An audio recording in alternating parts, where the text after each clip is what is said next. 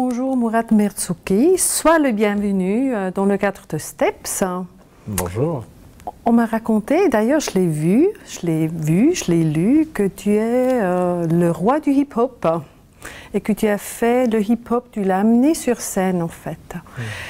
Donc dans le cadre de STEPS, tu vas nous présenter une production qui s'appelle Yojiti. C'est un mélange, un échange entre la danse contemporaine et le hip-hop. Quelle est la différence des deux styles de danse pour toi?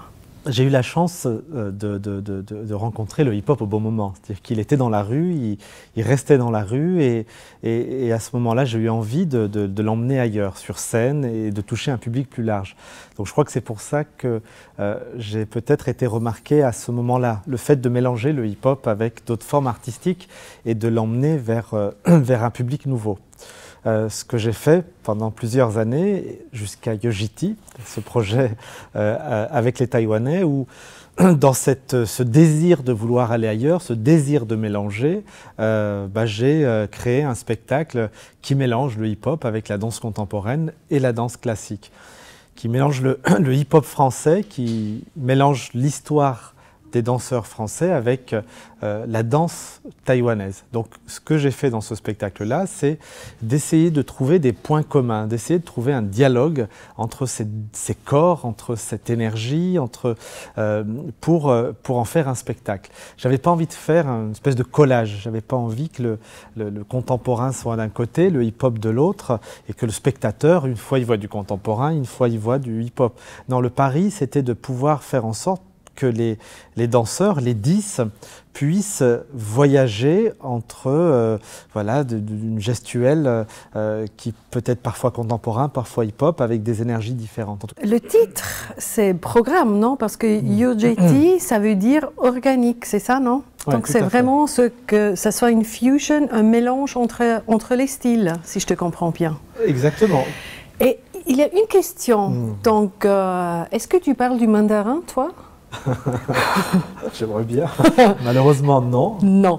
Donc, comment tu as communiqué avec les danseurs taïwanais?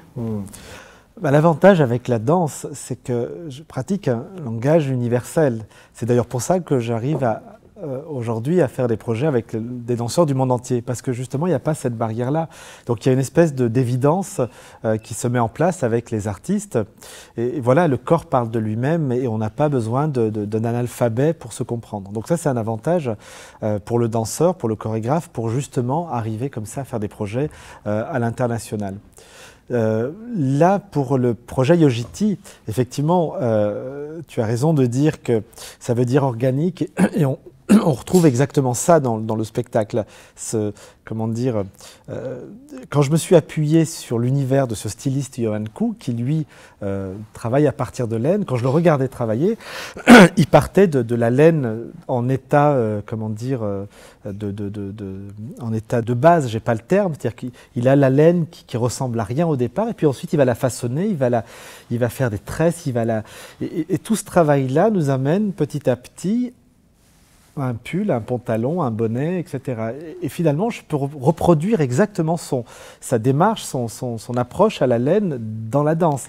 C'est-à-dire qu'on part de quelque chose de totalement brut, qui veut rien dire, et petit à petit, on mélange, on structure pour en faire un spectacle. J'aimais bien aussi ce lien-là. Et puis, est-ce que Johan Koo, tu viens de le nommer, c'est un jeune styliste de mode. J'ai bien compris qu'il est en train de devenir assez hip et branché, donc sa mode, ça se présente sur des Fashion Weeks. Comment ça se fait? Est-ce qu'il a l'habitude de travailler avec la danse, Johan Koo?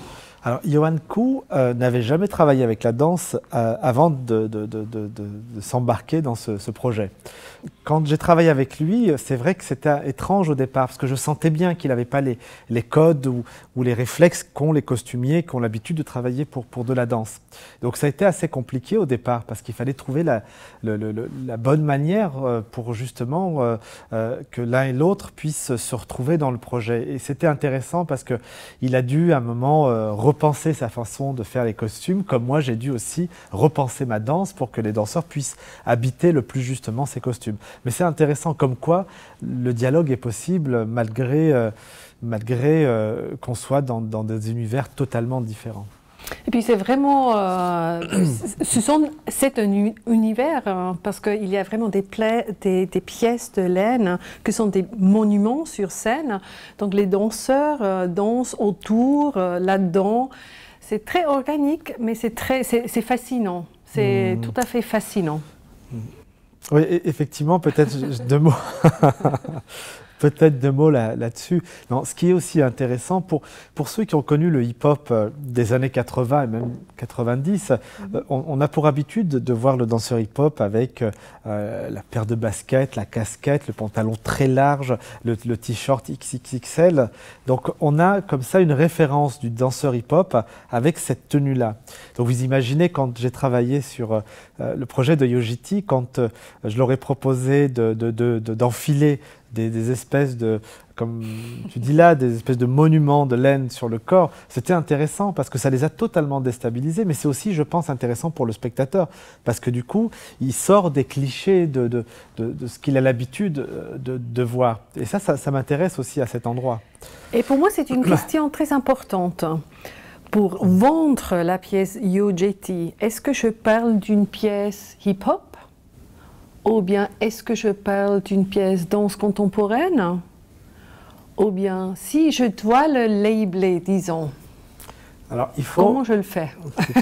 C'est une question intéressante, mais que j'essaie de dépasser. D'ailleurs, j'apprécie particulièrement dans le festival que tu proposes, c'est qu'en réalité, je n'ai pas l'impression, quand je lis le programme, d'être catalogué dans la case hip-hop.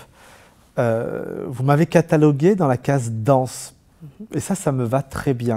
Pour moi, c'est un spectacle dans lequel on s'y retrouve, qu'on aime la danse hip-hop ou la danse contemporaine. En tout cas, j'aime bien avoir ce souci-là dans mes spectacles.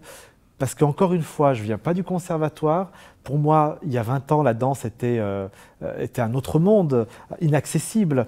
Et donc, je me bats tous les jours pour que, justement, dans mes spectacles, je puisse ouvrir la danse au plus grand nombre. Ceux qui ne connaissent pas la danse ou ceux qui connaissent la danse, mais qui vont découvrir une gestuelle nouvelle, celle du hip-hop. Et c'est tout ça qui me plaît. Donc, mettre une casquette dans mon travail, généralement, j'aime pas trop. J'aime bien dire que c'est de la danse. Après tout, la définition de la danse, c'est un corps en mouvement. Génial. Moi, j'adore ça. Est-ce que tu étais invité pour aller produire à Taïwan, ou bien c'était ton vœu, ou bien c'est une invitation, c'est une commande, ou comment ça se passait, cette collaboration entre toi et Taïwan, en fait?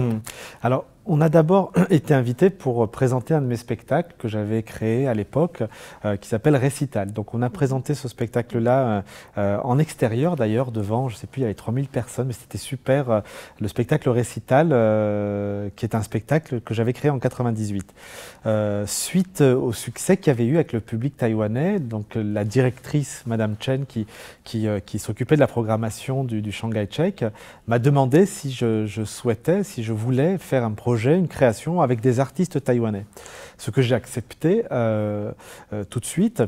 Voilà comment les choses se sont passées. Donc ensuite, j'ai été à plusieurs reprises, j'ai fait des auditions, j'ai rencontré des danseurs, des artistes, et c'est comme ça que j'ai travaillé. Mais en tout cas, j'ai tout de suite accepté cette commande de Madame Chen. Et la façon de travailler, ou bien ta façon de travailler, c'est comment? Est-ce que tu vas avec une vision très claire dans le studio, et puis tu commences, ou bien est-ce que tu te laisses inspirer à travers des danseurs, ou bien comment est-ce que tu travailles? En général, je reste vraiment très ouvert. J'arrive pas avec des idées arrêtées parce que sinon, je pense que l'enjeu il serait moins intéressant dans le sens où je ne voulais absolument pas faire une carte postale. Le spectacle, c'est pas parce que je suis à Taïwan qu'il faut absolument qu'on retrouve dans le spectacle des costumes folkloriques ou des musiques traditionnelles taïwanais. Exactement comme le projet que j'ai fait avec les danseurs brésiliens. C'est pas parce que je travaille avec des danseurs brésiliens qu'il faut absolument que je raconte le carnaval, le football ou la samba. Au contraire, ce qui m'intéresse, c'est d'amener une partie de ce que je suis, mais en même temps d'essayer aussi de m'inspirer au maximum de ce qui m'apporte, ce qui me renvoie. Et à partir de là, je me laisse complètement aller vers un dialogue qu'on crée, qu'on invente pendant les répétitions. Et toi, qu'est-ce que tu as appris de ton travail à Taïwan, toi personnellement, comme artiste, comme être humain? Alors d'abord comme artiste, ce que j'ai appris, c'est la capacité que le danseur peut avoir à enregistrer le mouvement, à avoir une espèce de patience. On a répété par moments des heures et des heures, et l'artiste taïwanais, il a cette espèce de zénitude. Là, pour le coup, c'est pas un mythe, c'est vraiment quelque chose que j'ai vécu avec eux. Et d'ailleurs, les danseurs français ont été aussi extrêmement déstabilisés parfois, séduits par cette manière de se concentrer, d'intégrer, de reproduire. C'est vraiment des machines vivantes, hein. 3 mouvements que je faisais comme ça. Le danseur français, parfois, il avait plus de mal que le danseur taïwanais à intégrer, à mémoriser. Et ça, c'est culturel, c'est lié à leur éducation. Et pour moi, c'était intéressant parce que ça m'a permis d'aller un peu plus loin aussi dans mon rapport à la chorégraphie, à la danse, au corps. Et donc je retiens ça. Donc je me dis que le corps, finalement, il a des possibles que je ne connaissais pas. On peut aller encore un peu plus loin. On peut pousser le travail avec le corps des danseurs parce qu'ils ont démontré que c'était possible. Donc pour moi, ça c'était la vraie bonne surprise. Après, sur la culture, bien sûr, on retient plein de choses sur tout, enfin sur la nourriture, sur la tenue, sur leur vision qu'ils ont du monde. C'est un peuple c'est un petit pays, Taïwan, et ils ont besoin aujourd'hui de valoriser par rapport au reste du monde. Donc on sent ce désir, cette fierté de leur culture qu'ils ont envie de valoriser, de défendre. Et c'est touchant parce que finalement, qu'on soit à Taïwan, qu'on soit en France ou ailleurs, l'être humain, il a ce point commun qui est... Voilà, mais on le fait différemment. Des fois, on n'ose pas, des fois, on est gêné, des fois... Mais eux, ils le font d'une manière, comment dire, c'est toujours très comme ça, très lisse, mais au fond du fond, ils s'affirment. Donc c'est une belle leçon. C'est pas la peine de sortir les banderoles comme la réputation qu'on a en France, il paraît. À côté public, est-ce que c'est différent aussi donc la pièce Yo-GT, si tu le présentes en Taïwan, qu'est-ce qu'il se passe? Et qu'est-ce qui se passe si tu le présentes en Europe? Quand on a présenté Yo-GT à Taïwan, ça rejoint ce que je disais un petit peu tout à l'heure, c'est-à-dire que le public, on a senti d'une certaine manière une fierté d'avoir justement ces danseurs qui viennent de là-bas sur scène, aux côtés de danseurs français, au même niveau. C'est drôle parce que je pensais pas qu'ils étaient en attente à ce point-là. De valoriser leurs artistes. Et ça, je l'ai ressenti de manière évidente là-bas à Taïwan. C'est-à-dire que Yo-GT a été plébiscité pour ça d'abord. Pour plus la question de, voilà, on a des beaux danseurs, on a des bons danseurs qu'on met en avant, et avant même qu'on parle du propos, et c'était intéressant. Alors qu'en Europe, en France par exemple, ce qui s'est passé avec Yo-GT, c'est que la critique ou le public de manière générale ont parlé d'une ouverture nouvelle encore pour le hip-hop. C'est-à-dire que le hip-hop peut encore grandir, peut encore évoluer. Parce que vous savez, il y a 30 ans, on disait encore du hip-hop que ça n'allait pas durer, que c'était un effet de mode, que c'était éphémère. Et moi, j'adore dire, il s'est passé 30 ans et le hip-hop est encore là, et continue, son histoire continue à grandir. Et Yo-GT a ouvert encore une porte nouvelle. Donc le public très concret en Taïwan, c'est plutôt calme, ou bien ça se lève, standing ovation, c'est un thème, ou pas du tout, ou bien qu'est-ce qui se passe très concrètement dans la salle? Alors la salle a énormément réagi à la surprise de tout le monde, c'est-à-dire qu'à la fin, les gens se sont levés, et on me disait qu'habituellement, le public taïwanais, tout à l'heure je parlais de zénitude, c'était un peu ça, c'est-à-dire que d'habitude, le spectateur est très silencieux, il n'y a pas de réaction. Et là, il y a eu une réaction qui était extrêmement touchante dans leur spontanéité, ils ont applaudi, et ça, c'est effectivement quelque chose visiblement qui est rare pour le public taïwanais. Est-ce qu'on pourrait dire que les réactions du public, ce sont plus ou moins les mêmes en Europe ou bien en Taïwan? Parce qu'ils réagissent sur quelque chose qui se passe concrètement sur scène et qui leur touche. Alors, de manière générale, les réactions sont identiques. C'est-à-dire que la plupart de mes spectacles sont quand même beaucoup axés sur le divertissement. C'est-à-dire qu'il y a, malgré tout, moi je ne suis pas dans le propos, dans le cérébral. Je ne raconte pas des choses liées à la société où je revendique je ne sais quoi. Je ne saurais pas faire, je pense. Par contre, j'essaye dans mes spectacles de donner des images, de faire paraître des émotions, de rester aussi d'une certaine manière avec la générosité du hip-hop. Et donc, que ce soit à Taïwan ou en Europe, de manière générale, il y a comme ça une réaction du public qui est une réaction plutôt de plaisir. Le public repart pas en se posant 50 questions sur qu'est-ce qu'il a voulu lui dire, comment, pourquoi. Donc ça, c'est un peu général. Après, évidemment, il y a des moments, peut-être pas trop dans Yo!JT, mais dans des spectacles où il y a un peu d'humour. Alors c'est drôle parce que suivant les pays, on va rire à des endroits totalement différents. Il y a des réactions qui parfois, je comprends pas pourquoi ils rigolent à cet endroit et pas à un autre. Voilà. Donc ça reste quand même infime. Mais de manière générale, la réaction des publics à travers le monde sont, je touche du bois, sont unanimes parce que mes spectacles renvoient cette générosité, je pense. Génial, un très très grand merci. Nous on se réjouit beaucoup à voir Yo!JT en tournée en Suisse. Merci Mourad.